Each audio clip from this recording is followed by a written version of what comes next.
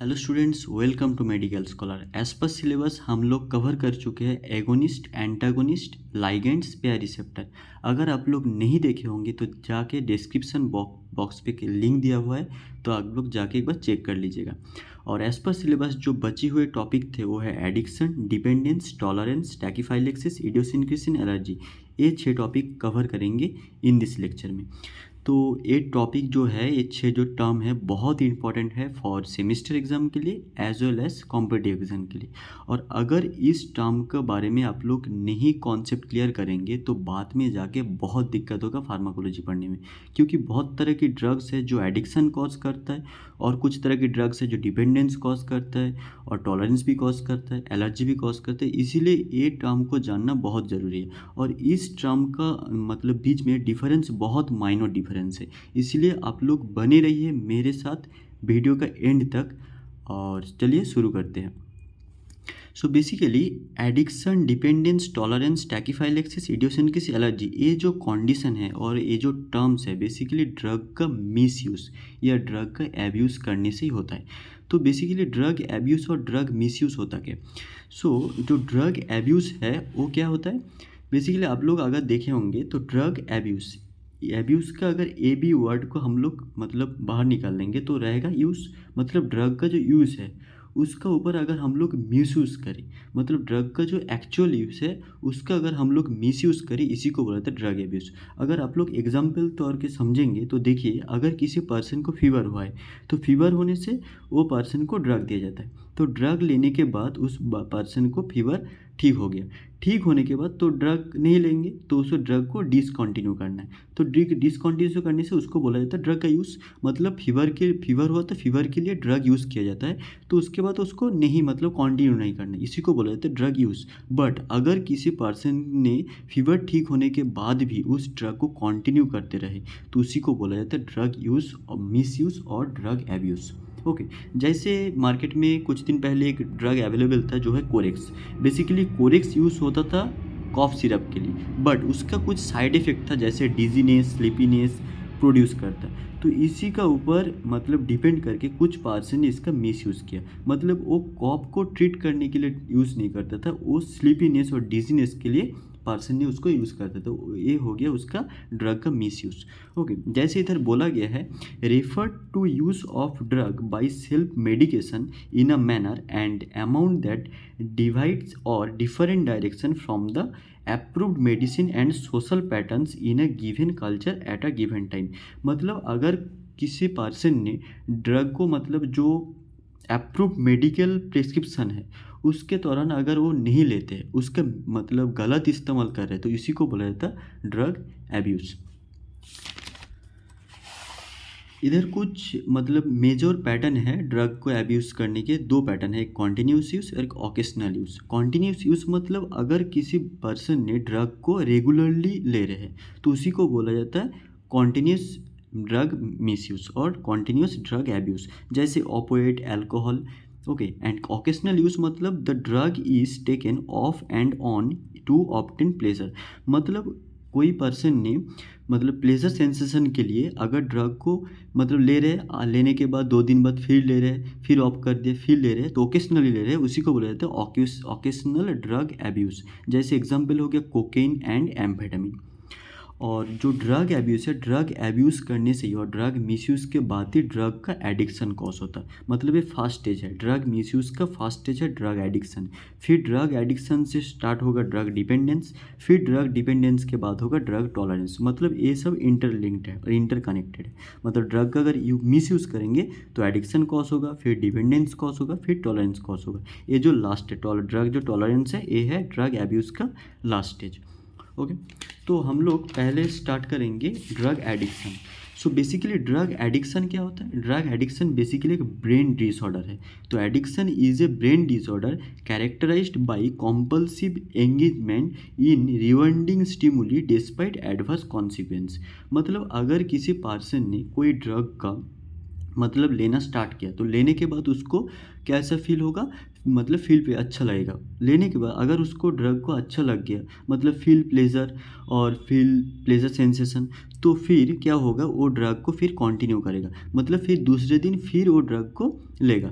लेने के बाद बॉडी एंड माइंड क्या करेगा, फिर स्टार्ट क्रेविंग, मतलब उसको लत लग जाएगी फिर उस ड्रग के ऊपर, क्योंकि उसको लेने के बाद उसको अच्छा फील हो रहा। ओके, इसीलिए वो क्या करेगा, कंटिन्यू करेगा ड्रग को।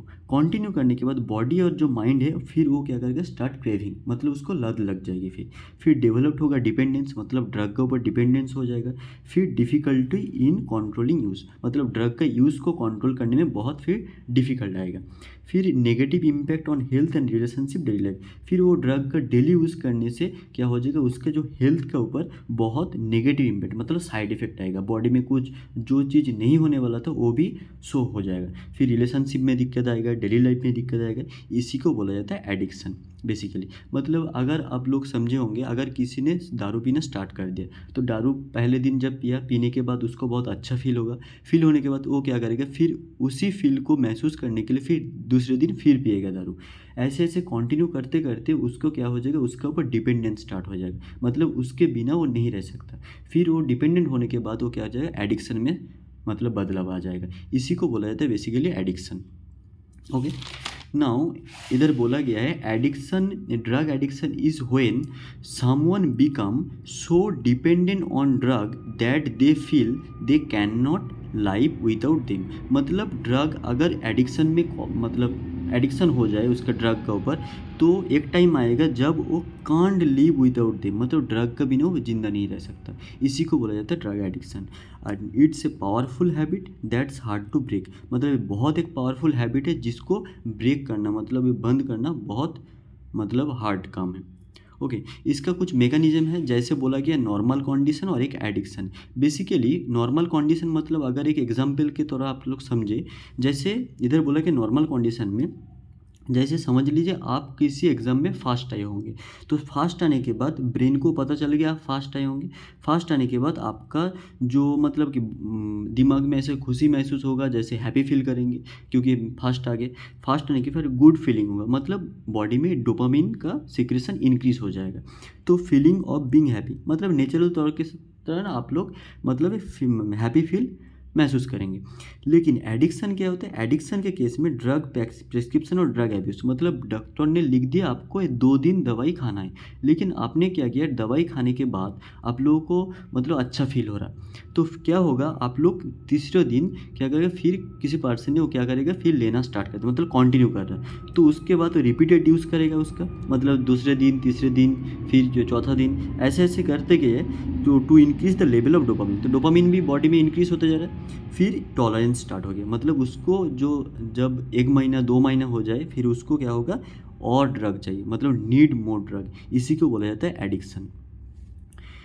फिर जो नेक्स्ट जो पॉइंट है वो है drug dependence. Basically drug dependence क्या होता है, पहले हम लोग समझते हैं डिपेंडेंस क्या होता है। डिपेंडेंस मतलब किसी चीज़ का ऊपर डिपेंड होना। जैसे आप लोग देखे होंगे कुछ कुछ पर्सन या कुछ कुछ स्टूडेंट है जो क्या करेगा, मतलब जो पढ़ने के टाइम अगर वो हेडफोन नहीं लगाएगा तो पढ़ नहीं पाते, तो मतलब हेडफोन का ऊपर उसका डिपेंडेंट हो गया। ओके, तो अगर हेडफोन वो लगा लिए फिर वो पढ़ना स्टार्ट कर देगा, तो ऐसे कुछ उसके ऊपर डिपेंडेंट, मतलब अगर वो नहीं मिलेगा तो वो काम नहीं होगा। इसी को बोला जाता है डिपेंडेंस। और ड्रग डिपेंडेंस क्या होता है, dependence mean that when a person stop using a drug their body goes through withdrawal physical and mental symptom that can range for from mild to life threatening. मतलब अगर किसी चीज़ का ऊपर आपका डिपेंडेंस स्टार्ट हो गया, तो डिपेंड होने के बाद अगर वो किसी दिन आप लोग वो ड्रग लेना बंद कर दोगे, तो बंद करने के बाद आपका बॉडी में एक withdrawal physical and mental symptoms होगा।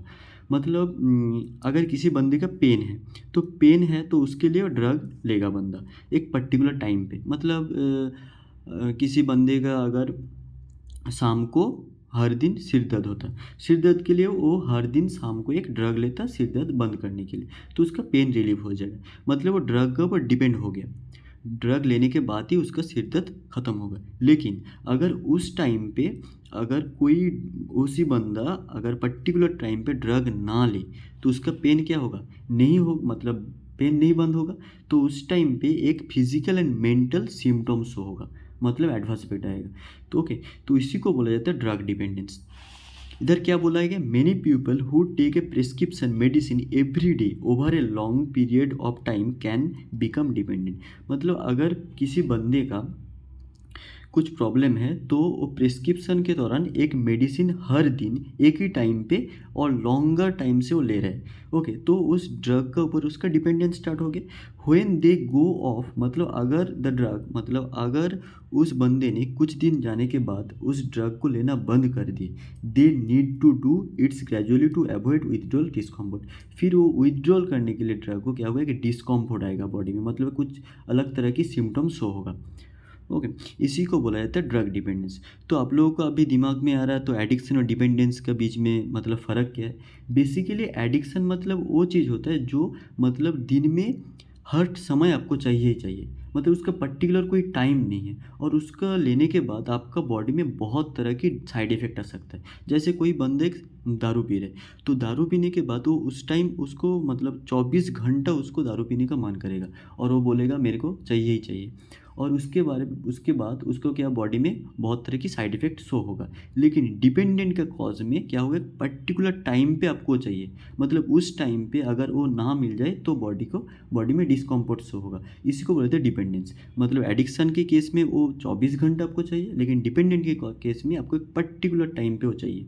और जो डिपेंडेंट के केस में कोई साइड इफ़ेक्ट्स हो नहीं है, क्योंकि अगर वो ड्रग आपने ले लिए तो आपका वो प्रॉब्लम ख़त्म हो जाएगा, इसके लिए कोई साइड इफ़ेक्ट शो नहीं होगा, ओके। यही है अंतर साइड मतलब एडिक्शन और डिपेंडेंस के बीच में डिफरेंस है।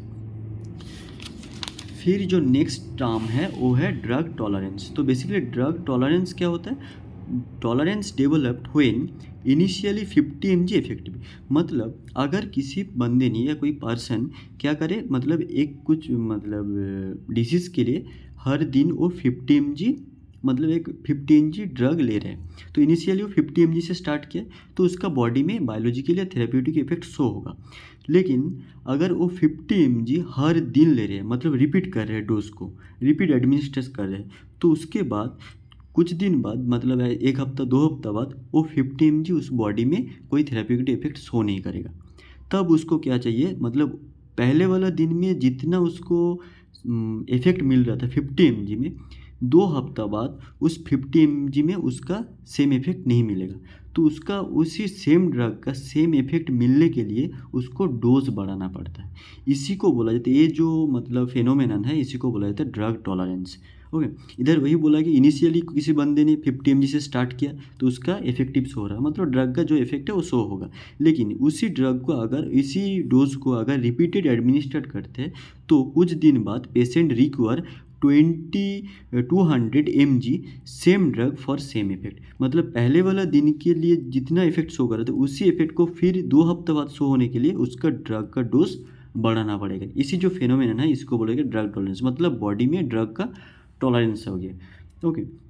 इधर क्या बोला गया, it's refers to the requirement of higher dose of a drug to produce a given response. Obviously higher dose चाहिए ड्रग का उसी रिस्पॉन्स शो होने के लिए। और है लॉस ऑफ थेरेप्यूटिक एफिकेसी, और हर दिन एक ही डोज लेने के बाद आपका जो थेरेप्यूटिक एफिकेसी है उस ड्रग का वो लॉस हो जाएगा। जैसे sulphonyl urea in type 2 diabetics के लिए एक एग्जाम्पल है। और इधर 2 तरह के पार्ट में डिवाइड किया गया है टॉलरेंस को, एक है नेचुरल और एक है एक्वायर्ड। बेसिकली नेचुरल टॉलरेंस क्या होता है, नेचुरल टॉलरेंस बेसिकली एक जेनेटिकली डिसऑर्डर और एक मतलब इनहेरिटेड है। जैसे कि कुछ स्पीसीज में देखा गया है, the species individual in inheritance less sensitive to the drug. मतलब कुछ रैबिट है, मतलब जैसे रैबिट है, रैबिट का अंदर एक एंजाइम प्रेजेंट है जैसे एट्रोपिन एस्ट्रेस एंजाइम, तो ये एंजाइम क्या करेगा, एट्रोपिन को डिग्रेड कर देगा। तो अगर रैबिट को एट्रोपिन दिया जाए तो उसका उस डोज पे उसका इफेक्ट नहीं आएगा, क्योंकि बॉडी में पहले से पैदाइश ही उसका क्या है, एट्रोपिन एस्ट्रेस एंजाइम प्रेजेंट है, तो पहले से उसका एट्रोपिन के ऊपर एक टॉलरेंस है, मतलब उस डोज पे रैबिट पे कोई माइग्रेटिस शो नहीं होगा।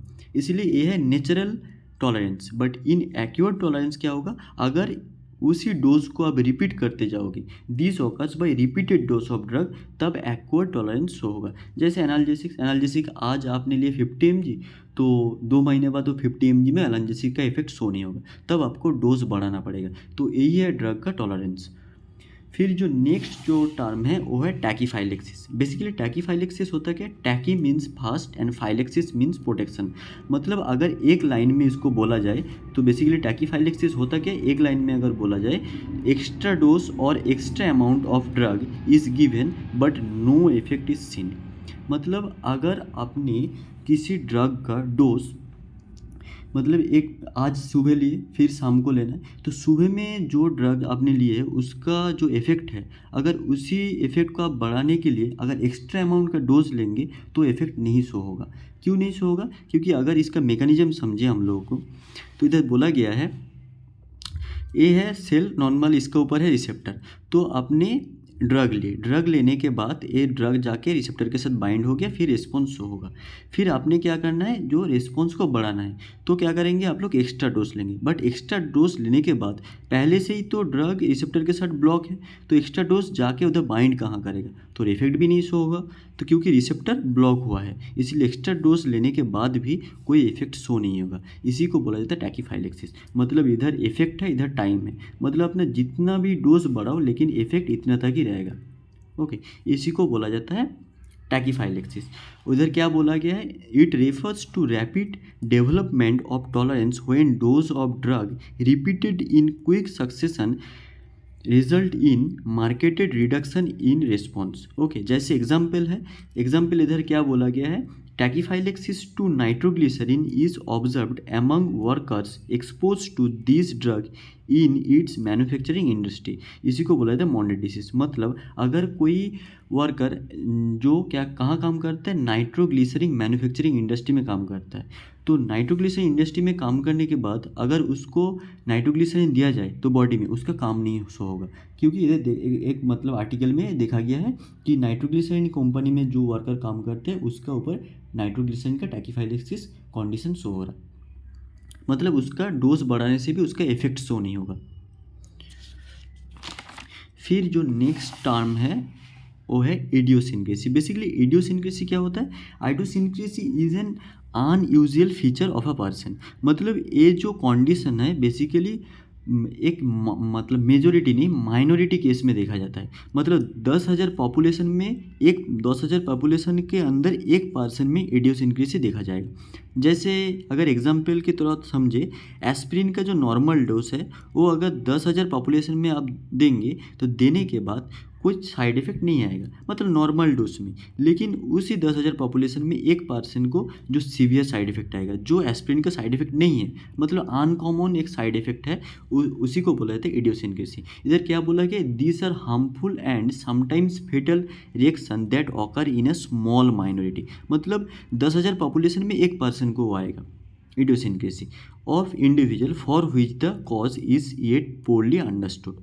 ओके, जैसे एक एग्जाम्पल इधर देखा गया है, जो normal therapeutic dose aspirin induce, अगर किसी बंदे को या पेशेंट को एस्पिरिन का नॉर्मल डोज दिया जाए तो उधर क्या एस्थमा और chronic renal failure side effect show हो रहा है। लेकिन ये जो साइड इफेक्ट है ये नॉर्मली बेसिकली मतलब एस्पिरिन का साइड इफेक्ट नहीं है, लेकिन कुछ जेनेटिकली डिसऑर्डर है, कुछ जेनेटिकली कुछ पर्सन है जिसके जेनेटिकली डिसऑर्डर के दौरान ये क्या करेगा, नॉर्मल डोज पे भी उसका साइड इफेक्ट शो होगा, जो एस्पिरिन का ऐसे भी साइड इफेक्ट वो नहीं है। इसी को बोला जाता है इडियोसिनक्रेसी और बेसिकली माइनॉरिटी पॉपुलेशन में देखा जाता है। फिर जो नेक्स्ट टर्म है वो है एलर्जी। बेसिकली एलर्जी क्या होता है? एलर्जी एक कंडीशन है and allergic reaction occurs when the immune system misidentify harmless foreign substance called allergen and react to them as if they were harmful. और इसको ही कहा जाता है सेंसिटिविटी। मतलब क्या होता है, हम लोगों का बॉडी में इम्यून सिस्टम डेवलप्ड है, तो अगर कोई फॉरेन पार्टिकल बॉडी के अंदर जाए तो हम लोगों का इम्यून सिस्टम डेवलप्ड होता है, फिर वो उस फॉरेन पार्टिकल के मतलब अपोजिट एक एंटीबॉडी प्रोड्यूस करेगा। लेकिन अगर उसी इम्यून सिस्टम ने अगर हार्मलेस कोई फॉरेन पार्टिकल को एज अ मिस आइडेंटिफाई करे, मतलब वो बॉडी के लिए जो फॉरेन पार्टिकल है वो अच्छा है, लेकिन उस जो इम्यून सिस्टम है उसको हार्मफुल मतलब एज अ मिस आइडेंटिफाई करे, मतलब वो गलत समझ के वो फॉरेन पार्टिकल को गलत मतलब मिस आइडेंटिफाई करे, तो उसी के दौरान जो कॉज होता है बॉडी में वही होता है एलर्जी।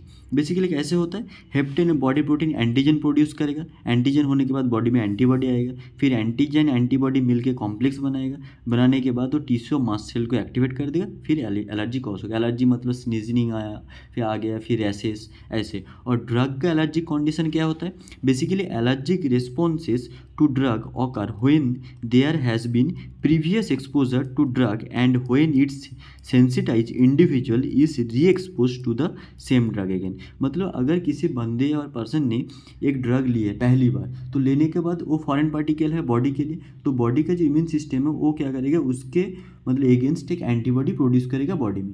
फिर वो नेक्स्ट टाइम जब वही सेम ड्रग लेंगे, तो लेने के बाद बॉडी में तो पहले से उसका एंटीबॉडी प्रोड्यूस है, तो फिर क्या करेगा, एक एलर्जिक शो होगा, मतलब रैशेस या सीजनिंग ऐसे कुछ आएगा जो एलर्जी कंडीशन है।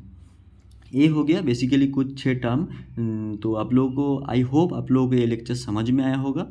And thank you for watching this video. मिलते हैं नेक्स्ट लेक्चर में।